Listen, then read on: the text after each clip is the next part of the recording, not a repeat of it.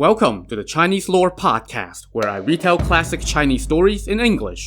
This is episode 13 of Investiture of the Gods.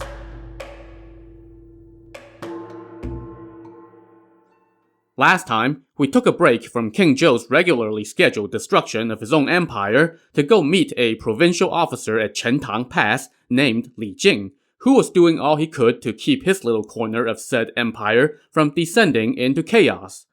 We also met Li Jing's superhuman third son, Ne Zha, who at the tender age of 7 was powerful enough to literally make waves, kill a Dragon King's minion, and rip the spine out of that Dragon King's son, who came to tell him to stop stirring up the waves that were shaking the Dragon King's palace.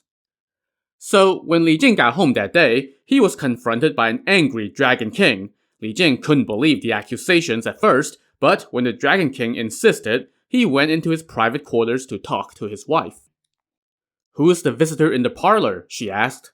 "My old friend Ao Guang, the Dragon King," Li Jing told her. "Someone killed his son, and he said it was Ne Zha who did it. Where is Ne Zha? I'll have him go sort things out." Li Jing's wife went, "Uh-oh," in her head. She knew her son had gone outside the city earlier that day, and now she realized what kind of trouble he was getting into. She did not dare to tell her husband and just said, "He's in the rear garden." Li Jing went to his garden and called out Ne Zha's name, but there was no answer. He went searching around the garden for almost an hour. When he came upon a pavilion, he saw the door was closed. He called out his son's name again from the entrance to the pavilion, and this time Ne Zha heard him and came out from inside. "My son, what are you doing here?" Li Jing asked. Ne Zha answered, "I had nothing to do today, so I went out of the city to play in the river. It was really hot, so I got in the water to take a bath, but then some yaksha showed up. I didn't even do anything, but he started cursing me and took a swing at me with his axe. I killed him with my bracelet. And then some little lords showed up and stabbed at me with his halberd. I used my sky-muddling damask to drag him onto land and hit him with my bracelet. It made him reveal his true form. He was a dragon. I figured that dragon spines are the most precious thing, so I ripped out his spine. I was just working on turning it into a belt for you." The more Ne Zha talked, the wider Li Jing's mouth grew, until Li Jing was standing there with mouth agape, unable to speak. After a long silence, he shouted, "You scourge! You have caused a whole heap of trouble. Go see the Dragon King right now and answer for your actions." "Don't worry, father," Ne Zha said. "Ignorance is not a crime, and I haven't damaged that dragon spine yet. If he wants it, he can have it back in mint condition. I'll go see him." So Ne Zha went to the parlor, bowed to the Dragon King Ao Guang, and said, "Uncle, I didn't know any better and made a mistake. Please, forgive me. Here's the spine, untouched." Yeah, for some reason, that apology, and the sight of his dead son's spine, did nothing to appease Ao Guang. He said to Li Jing, "You have raised a wicked child, and yet you dare to say I was mistaken? Do you think his confession is enough to let this matter drop? My son is part of the pantheon of gods, and my yaksha was also appointed by the Emperor of Heaven. How can I allow you and your son to kill them without cause? Tomorrow I'm going to see the Jade Emperor of Heaven and demand retribution." As Ao Guang stomped off, Li Jing stamped his foot and cried, "This is a calamity!" His lament caught the attention of his wife, who asked the attendants what happened. When they told her, she hurried to the parlor. When he saw her, Li Jing dried his tears and fumed. "I failed to attain immortality, and now you have given birth to such a good son who has brought disaster upon our entire house." Dude, I think you're at least 50% responsible for that child. In any case, Li Jing went on. "A Dragon King is a god and controls the rain. How can one kill a dragon? Tomorrow the Jade Emperor will surely rule in his favor. Within 3 days, you and I will both be killed." At that, he started weeping again. His wife also broke down in tears. As she cried, she pointed to Ne Zha and said, "I carried you in my belly for 3.5 years. How much suffering did I endure before you were born? Who knew you would be a curse upon our house?" Seeing both of his parents in tears, Ne Zha felt uneasy. He fell to his knees and said, "Father, mother, I am no ordinary child. I am a disciple of Fairy Primordial of the Golden Light Cave on Qianyuan Mountain. I have the magical items that my master gave me. I figure not even Ao Guang can do anything to me. I'll go to Qianyuan Mountain right now and consult with my master. He will know what to do. As the old saying goes, one must answer for his actions. I would never let you suffer for my deeds. Ne Zha then walked out of the house, grabbed a handful of soil, tossed it into the air, and disappeared.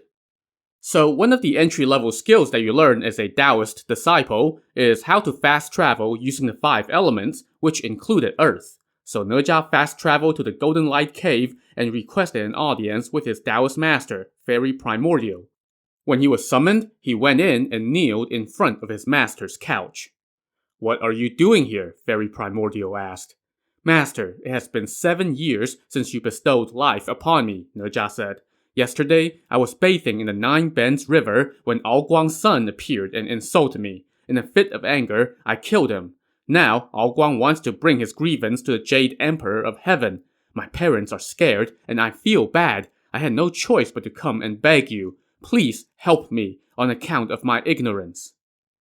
Fairy Primordial thought to himself, even though Ne Zha didn't know any better when he killed the Dragon King's son, this is also destiny. That Ao Guang may be king among dragons, but he is only responsible for the rain and clouds. He should understand the bigger picture of the will of heaven. It's really inappropriate for him to involve heaven in such a trivial matter. So he told Ne Zha to unbutton his shirt. He then drew an invisibility charm across Ne Zha's chest with his fingers and told him how to proceed, finishing with, "Once you are done, go back to the city and tell your parents that if there's any more trouble, your master will take care of it. You will never drag them into it. Now go on." So Ne Zha took his leave and headed off.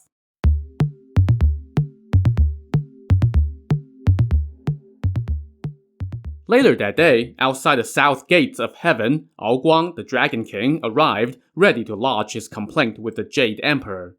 He saw that the gates were still closed and no one else was around. He figured he was early and that the gatekeepers hadn't clocked in for the day yet, so he just waited.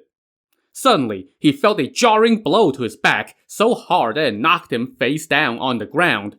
Before he could get up, he felt someone's foot on his back, pinning him to the ground. He turned his head and saw that it was none other than Ne Zha, who had been waiting in ambush, helped by his master's invisibility charm. Unable to move, Ao Guang cursed, "You damn scoundrel! You've got some gall! You are a prepubescent brat, and yet you dare to kill a yaksha appointed by heaven and my 3rd son! What did my son do to you? How dare you rip out his spine? That alone is unpardonable! And now you dare to ambush the god in charge of rain right outside the gates of heaven? Even if you were turned into minced meat, it would not be sufficient punishment for your crimes." Those insults did nothing to calm down Ne Zha, who was tempted to end Ao Guang with a bonk on the head with his magical bracelet. But his master's instructions were clear, so Ne Zha just kept his foot on Ao Guang and said, "Go on, keep shouting. It'll be no big deal for me to kill you too, old eel. Don't you know who I am? I'm the Pearl Spirit, a disciple of Fairy Primordial. I was incarnated as the son of Li Jing at Chentang Pass, because, spoiler, I was just taking a bath in the 9 Bends River, and your people tried to bully me. I killed 2 of them in a fit of anger. So what? For that, you're here to lodge a complaint to heaven? Considering who my master is, it would be nothing to kill you too, you old fool." Ao Guang was getting pissed now as well, and he shot back, "You brat, you wanna beat me? Go ahead." "Alright, you asked for it." Ne Zha raised his fist and started pummeling Ao Guang. After 20 punches, Ao Guang was screaming in pain. "You stubborn old fool," Ne Zha scoffed. "Without a beating, you won't learn to fear me." As he cursed, Ne Zha pulled open one side of Ao Guang's robes, exposing the scales on his abdomen. He then ripped off about 50 pieces of dragon scales. Now dripping blood and tormented by pain, Ao Guang finally begged for mercy. "You want me to spare you? Then don't file your complaint," Ne Zha said. "Come with me to Chentang Pass, and I will spare you. Otherwise, I'll kill you with my magical bracelet. With my master backing me, I'm not afraid of you." Given the situation, Ao Guang was in no position to refuse, so he agreed to Ne Zha's conditions. Ne Zha took his foot off the Dragon King, but told him, "I have heard that dragons can make themselves as big as a pillar that holds up heaven, or as small as a mustard seed. If you try to escape, how can I find you? Turn yourself into a small snake, and I will bring you back home with me. Ao Guang had no choice but to comply. He turned himself into a tiny green snake, and Ne Zha put the Dragon King in his sleeve and left heaven.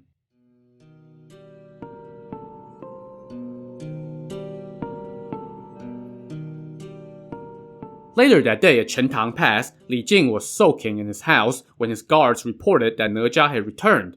Li Jing received the news without cheer. Ne Zha came in, saw his father sitting there with furrowed brow, and immediately apologized. "Where have you been?" Li Jing asked. "I went to the south gates of heaven to convince Uncle Ao Guang that he did not need to file a complaint," Ne Zha said. "Nonsense!" Li Jing barked. "Who do you think you are that you would even dare to enter the domain of heaven? This is all a lie to deceive your parents. How despicable!" "Father, there is no need to get worked up," Ne Zha said. "Uncle Ao Guang can be my witness." "You're still spouting nonsense. Where is Ao Guang right now?" "Right here," Ne Zha said as he reached into his sleeve. He took out a green snake, chucked it to the ground, and immediately Ao Guang materialized, much to Li Jing's shock. "Brother, what happened?" he asked Ao Guang.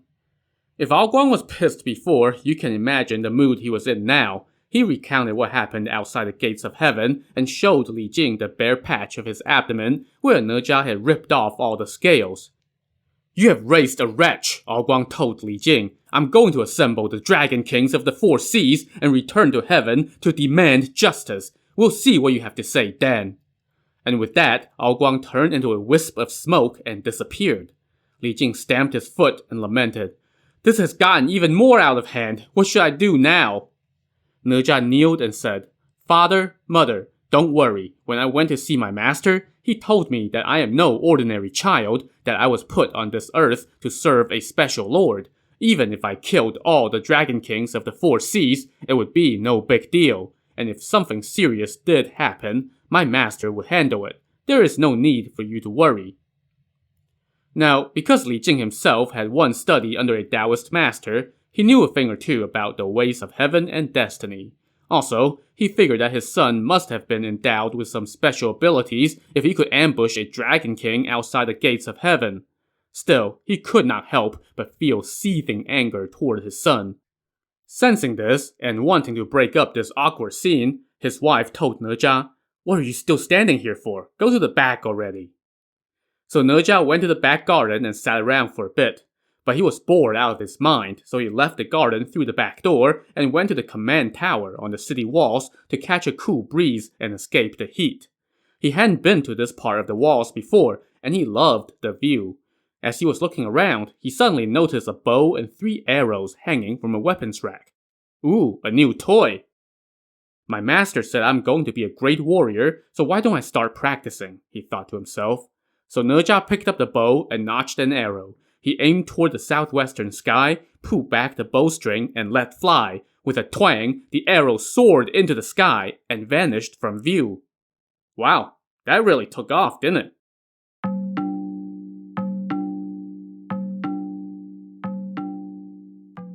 Let's skip over to another part of the land, to a place called Skeleton Mountain. On this mountain, there's a cavern called White Bone Cave. The occupant of the cave was a lady stone. Now, remember that in the last episode, when I was giving a brief overview of the different sects of Taoism in this novel, I mentioned there was a Grand Master of Heaven who founded the Jie sect. This Lady Stone was an adherent of that sect, and she had some disciples of her own. Among them were 2 young lads, one named the Blue Cloud Acolyte, and the other named the Colorful Cloud Acolyte.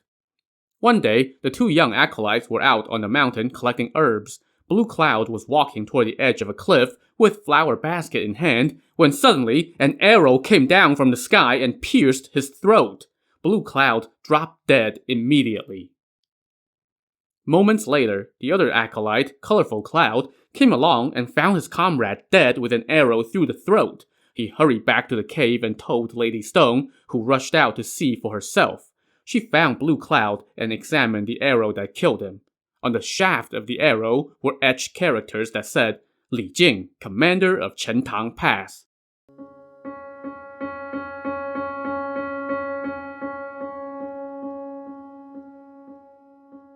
So, unbeknownst to Ne Zha, That was no ordinary bow and arrow set he found on the command tower of Chentang Pass that day. They were sacred weapons, called the Universal Bow and the Sky-Shocking Arrows.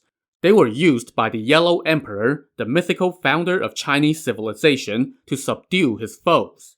When Ne Zha shot one of the arrows, he had no idea it would go so far, or the trouble that one shot would bring.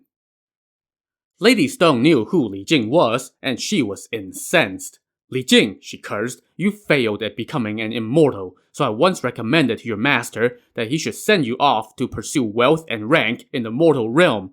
Now you've made it, but instead of thanking me, you killed my acolyte. You have repaid my kindness with wickedness."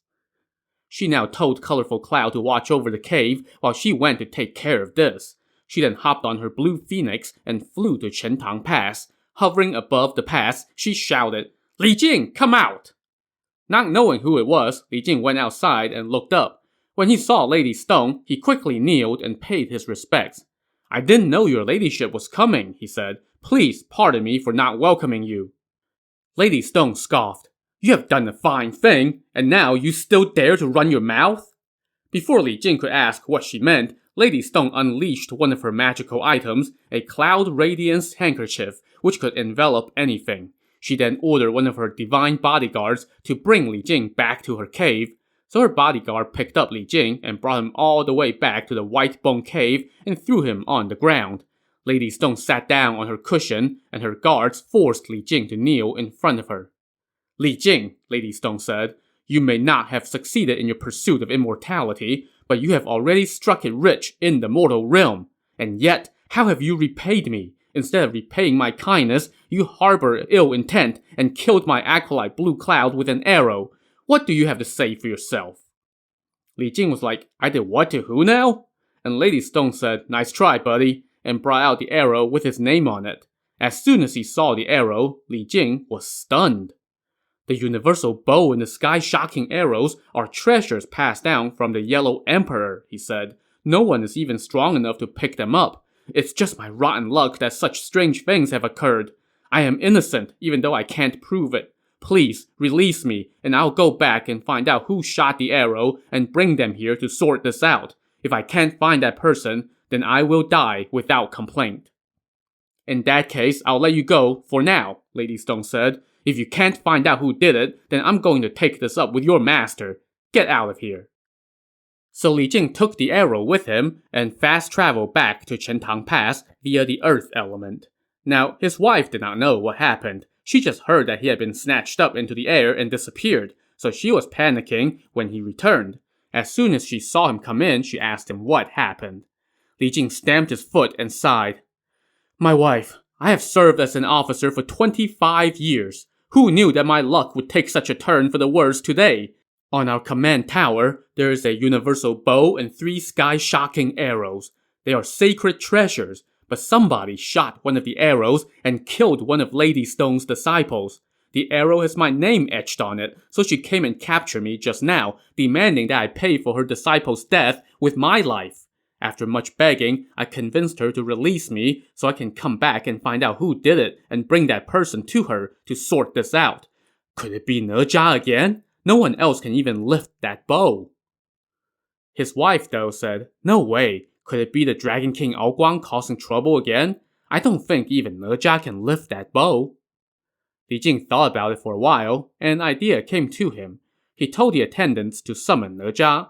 When he showed up, Li Jing said to him, "You told me that your master commanded you to serve a wise lord, so why don't you go learn some archery and horse riding skills as preparation?" "Father, that's my ambition too," Ne Zha said. "In fact, just now, I saw a set of bow and arrows on the command tower, and I shot one of the arrows. It flew through the air in a red streak of light and then disappeared." Li Jing exploded when he heard that. "You rotten child! We're still dealing with the fallout from you killing the Dragon King's son, and now you have caused another disaster." Hearing his father's angry words and seeing his mother fall silent, Ne Zha was confounded and asked what was up. Li Jing recounted what happened with Lady Stone just now and told him, "Turns out you're the one who shot the arrow. You go see her yourself and explain this." Ne Zha laughed and said, "Father, no need to be angry. Where is Lady Stone's residence? Where's her disciple? How did I kill him? I can't stand such false accusations.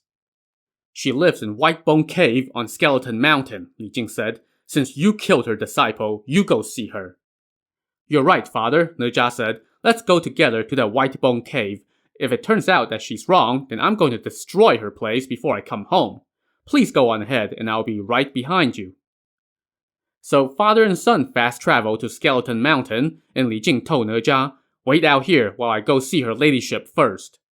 But Ne Zha chuckled and said, I'm not going anywhere. Let's see what she can do with me. Her accusations are baseless. So Li Jing went inside and paid his respects to Lady Stone. Did you find out who killed my acolyte? She asked. Turns out it was my no-good son, Ne Zha, he said. I dare not disobey your command. I have brought him here. He is waiting outside for you to deal with. Lady Stone now told the acolyte Colorful Cloud to go summon Ne Zha. So Colorful Cloud went outside, but Ne Zha was out there thinking, this is the enemy's territory, so I am at a disadvantage. I should stage a preemptive strike. So as soon as he saw somebody come out from the cave, Ne Zha hurled his magic bracelet at them. That unfortunate someone was Colorful Cloud, and he took the blow right on his neck. He let out a cry and fell to the ground. Lady Stone heard the commotion and rushed out, just in time to see her acolyte gasping for breath, and she was incensed. You wretched brat, she cursed. How dare you try to kill another of my disciples? As she spoke, she made straight for Ne Zha. She was wearing a headdress in the shape of a fishtail, cloaked in a red robe embroidered with the 8 trigram symbol and a silk belt, and wielding a sharp sword. When he saw her charging, Ne Zha hurled his bracelet again, but Lady Stone recognized it as the universal ring from Fairy Primordial. Ah, so it's you, she cried, as she reached up and snatched the bracelet out of the air. Ne Zha was shocked and quickly slinged his other magical weapon, the sky-muddling red damask, at her. But Lady Stone laughed and simply raised her arm, and immediately the damask fell harmlessly into her sleeve. Ne Zha, throw me a few more of your master's treasures, she shouted at him. I'll show you my skills. Ne Zha was stunned and found himself without any weapons, so he turned and fled. Lady Stone shouted to Li Jing, This is none of your business, you can go on home. And then she took off after Ne Zha.